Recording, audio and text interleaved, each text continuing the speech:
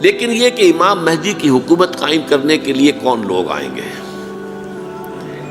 عرب جو ہیں وہ اندر سے کھوکھلے ہو چکے ہیں، عیاشی نے، دولت نے، پیسے نے، دولت، پیسہ، عیاشی، اس کی وجہ سے کھوکھلے ہو چکے ہیں۔ یہاں میں آپ کو دو حدیثیں سنانا چاہتا ہوں۔ سنن ابن ماجہ کی روایت ہے حضرت ابو ہریرہ سے رضی اللہ تعالی عنہ، قال قال رسول اللہ صلی اللہ علیہ وسلم اذا وقعت الملاحم بعث اللہ بعثا من الموالی ہم اکرم العرب فرسا واجودہ سلاحا یوید اللہ بہم الدین، رواہ ابن ماجہ عن ابی ہریرہ رضی اللہ تعالی عنہ۔ جب ملاحم کا دور شروع ہوگا تو اللہ تعالیٰ اٹھائے گا ایک لشکر یا لشکروں پر لشکر موالی میں سے۔ موالی کون ہے؟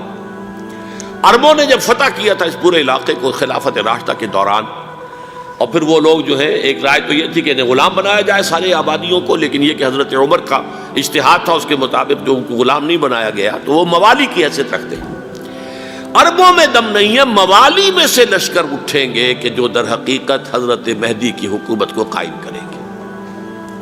دوسری حدیث سنیے، عن عبداللہ ابن الحارث رضی اللہ تعالی عنہ، اور یہ ابن ماجہ کی روایت ہے، قال قال رسول اللہ صلی اللہ علیہ وسلم یخرج الناس من المشرق فیوطئون للمہدی یعنی سلطانہ، لشکر نکلیں گے، لوگ آئیں گے مشرق سے، اور وہ حضرت مہدی کی حکومت کو جمائیں گے اور قائم کریں گے۔ اب ذرا نوٹ کیجئے کہ جزیرہ نما عرب کے مشرق میں کون سے ملک ہیں؟ تین: ایران، افغانستان، پاکستان۔ یہ تین سالڈ مسلم ممالک، مسلم آبادی اکثریت۔ ویسے تو یہ کہ آگے ہندوستان میں 20 کروڑ مسلمان ہیں، لیکن وہ 20 کروڑ جو ہیں وہ تو 80 کروڑ کے اندر تحلیل ہو جاتے ہیں غیر مسلموں میں، لیکن یہاں جو معاملہ ہے یہ غالب اکثریت کا۔ ان میں سے ایران کا معاملہ جہاں تک ہے، نمبر 1 یہ کہ وہ شیعہ عقائد کے حصار میں بند ہے، اس سے ادھر ادھر ہونا اس کے لیے ممکن نہیں۔ حدیث میں یہ بھی آتا کہ اصفہان سے 70,000 یہودی دجال کا ساتھ دیں گے۔ لیکن بہرحال خراسان ایک صوبہ ہے افغانستان کا اس وقت بھی شمال مشرقی کونے میں، مجھے امید ہے وہاں سے خیر کی، کیونکہ خراسان کا لفظ وہاں پہ شامل ہے، اور حضور کی حدیث میں بعد میں آپ کو سناؤں گا کہ خراسان سے فوجیں چلیں گی جو یروشلم کو دوبارہ حاصل کریں گی، فتح کریں گی۔ جیسے پہلے یروشلم کھویا عربوں نے تھا، دوبارہ حاصل کیا تھا کرد نے، کرد خون صلاح الدین ایوبی رحمۃ اللہ علیہ، ایسے اب پھر عربوں نے کھویا ہے، لیکن لینے والے خراسان سے لشکر آئیں گے۔ یخرج من خراسان رایات سود لا یردها شیء حتی تنصب بإیلیا، خراسان کے علاقے سے کالے علم لے کر لشکر چلیں گے جن کے رخ کو کوئی موڑ نہیں سکے گا جب تک کہ وہ جا کر یروشلم میں نصب نہ ہو جائے۔ اس کے بعد نام آتا ہے پاکستان کا۔ یہ ہے میری اور آپ کی داستان، اور یہ ہے سبب جس کی وجہ سے کہ میں آپ سے یہ گفتگو کر رہا ہوں۔ اصل میں تو کس لیے؟ محض ایک علمی استفادہ، محض اپنی بات آراء کو ظاہر کرنے کا شوق نہیں، بلکہ یہ کہ اپنی ذمہ داری ہم پہچانیں کہ ہم کس مقام پر کھڑے ہیں۔ دیکھیے، اس پاکستان کے بارے میں یا ہندوستان کے بارے میں علامہ اقبال نے کہا تھا اپنے ترانہ ملی میں، میرے عرب کو آئی ٹھنڈی ہوا جہاں سے، میرا وطن وہی ہے، میرا وطن وہی ہے۔ اور مجھے بتایا گیا کہ سنن ابی داؤد میں یہ روایت موجود ہے کہ حضور نے فرمایا کہ ہندوستان کی طرف سے مجھے ٹھنڈی ہوا آتی ہے، اگرچہ مجھے وہ حدیث ابھی نہیں ملی ہے، لیکن حزب التحریر کا ایک کارڈ مجھے ملا تھا، تو اس میں اس حدیث کا اور اس میں ابو داؤد کا روایت کا حوالہ موجود تھا۔ لیکن میں جو چیز آپ کو بتا چکا ہوں وہ یہ کہ الف ثانی کا پورا تجدیدی کارنامہ اس ہندوستان کی سرزمین میں ہوا۔ مجدد الف ثانی شیخ احمد سرندی، شاہ ولی اللہ دہلوی، سید احمد بریلوی، وہ تو ہمارے پاکستان میں آ کر جو ہے ان کا خون جذب ہوا ارض پاکستان میں۔ پھر شیخ الہند مولانا محمود حسن۔ تحریک خلافت چلی تو صرف ہندوستان میں چلی اور کہیں نہیں چلی۔ آزادی کی تحریک چلی پوری دنیا میں، وہ نیشنلزم کی بنیاد پر چلی، ملے نیشنلزم، عرب نیشنلزم، ترک نیشنلزم۔ ہمارے ہاں چلی تو اسلام کے نام پر پاکستان کا مطلب کیا؟ لا الہ الا اللہ۔ پھر پاکستان قائم ہوا معجزے کے طور پر، بلکہ نازل ہوا ہے لیلۃ القدر میں، انا انزلناہ فی لیلۃ القدر، جیسے قرآن نازل ہوا لیلۃ القدر میں، یہ پاکستان بھی نازل ہوا لیلۃ القدر میں۔ اس کا برقرار رہنا ابھی تک معجزہ ہے۔ ہندو یہ سمجھتا تھا، کانگریس سمجھتی تھی کہ جھٹپٹ ختم ہو جائے گا۔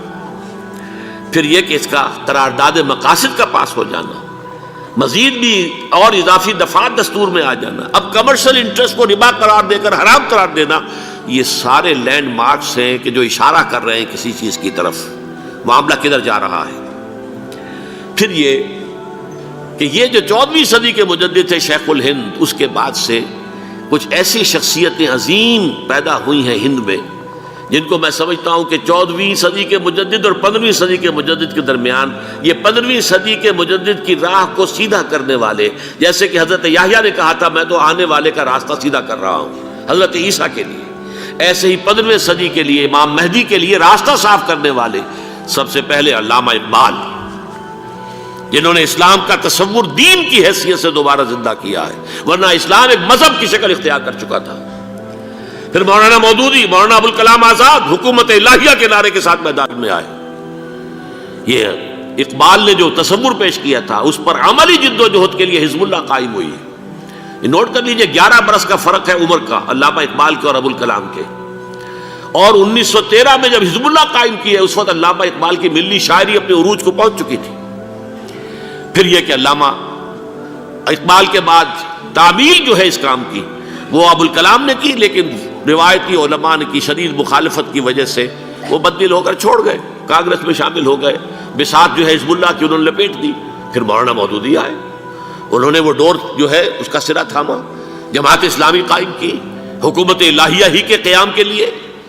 اگرچہ میرے نزدیک یہ کہ وہ انتخابی اور ایک قومی سیاست کی ایک جماعت بن کر پاکستان میں جو ہے دلدل میں پھنس گئی ہے، اب ہم اس کی کوشش کر رہے ہیں، تنظیم اسلامی اور یہ تحریک خلافت جس کے تحت یہ جلسہ ہو رہا ہے، یہ ساری چیزیں وہ ہیں کہ آپ کو سوائے پاکستان کے اور کہیں نہیں ملیں گی پوری دنیا میں۔ معلوم ہوتا ہے کہ پاکستان کو بہت بڑا رول پلے کرنا ہے اس میں، اور اس کے ساتھ اب جمع کر لیجئے افغانستان کی عمارت افغانستان، اسلامی عمارت افغانستان قائم ہو چکی ہے۔ یہ پچھلے 20 سالوں میں جو کچھ وہاں ہوتا رہا ہے اس سے پہلے تصور نہیں ہو سکتا تھا۔ علامہ اقبال کے فرزند بھی دیکھ کر آئے ہیں، تو اگرچہ وہ خود میں سمجھتا ہوں کہ خاصے انہیں آپ لبرل کہیں، آزاد خیال کہیں، لیکن اس درجے متاثر ہو کر آئے تھے کہ انہوں نے یہ کہا افغانستان میں جو میں نے حالات دیکھے ہیں کہ اگر 2-4 اور مسلمان ملکوں کے اندر یہ نظام قائم ہو جائے تو پوری دنیا مسلمان ہو جائے گی۔ یہ سب کچھ کیسے ہو رہا ہے؟ یہ آنے والے دور کی جھلکیاں ہیں۔ Coming events are casting their shadows before.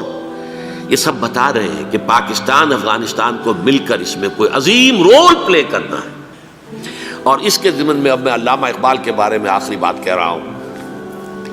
علامہ اقبال کے بارے میں عام یہ خیال ہے، انہوں نے اپنے خطبات میں مہدی کا اور نزول مسیح کا، حالانکہ میں کل پڑھ رہا تھا مولانا سید احمد اکبر آبادی رحمۃ اللہ علیہ کا ایک مقالہ ان کا کہ علامہ اقبال نے ابن خلدون کے بارے میں یہ کہا ہے کہ مہدی کا اور نزول عیسیٰ کا دونوں کا انہوں نے انکار کیا ہے، حالانکہ ابن خلدون نے نزول عیسیٰ کا انکار نہیں کیا، صرف مہدی کا انکار کیا ہے۔ بہرحال علامہ اقبال نے خطبات میں انکار کیا ہے، لیکن یہ کہ اپنی شاعری کے اندر میں چیلنج کرتا ہوں کسی بڑے سے بڑے اقبال شناس کو، ان کا یہ شعر ذرا سنیے: خضر وقت از خلوت دشت حجاز آید بروں، کارواں زی وادی دور و دراز آید بروں۔ خضر وقت، امام وقت، رہنمائے وقت، قائد وقت، خلوت دشت حجاز، حجاز کی صحرا کی کسی خلوت گزینی سے نکل کر باہر آئیں گے۔ میں حیران ہوتا ہوں علامہ کے اس فکر پر اور اس مصرے پر۔ یہاں انہوں نے شیعہ اور سنی دونوں کے کانسیپٹ جمع کر دیے۔ شیعہ کا کانسیپٹ یہی چھپے ہوئے کسی غار میں وہاں سے برآمد ہوں گے، اور ہمارا کانسیپٹ میں ام سلمہ رضی اللہ تعالیٰ عنہ کی حدیث سنا چکا، چھپے ہوئے ہوں گے وہ وہاں پر، مدینہ سے نکل کر آ کر مکے میں چھپ جائیں گے۔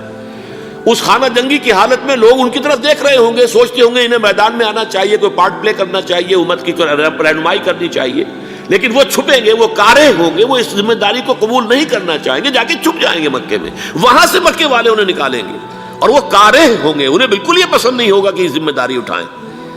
تو خضر وقت از خلوت دشت حجاز آیت بروں، کارواں زی وادی دور و دراز آیت بروں۔ کارواں جو چلے گا ان کی مدد کے لیے اس وادی دور و دراز، اس عظیم وادی دور و دراز، یہ وادی سندھ ہے۔ وادی سندھ جو ہے ہم سمجھتے ہیں کہ صرف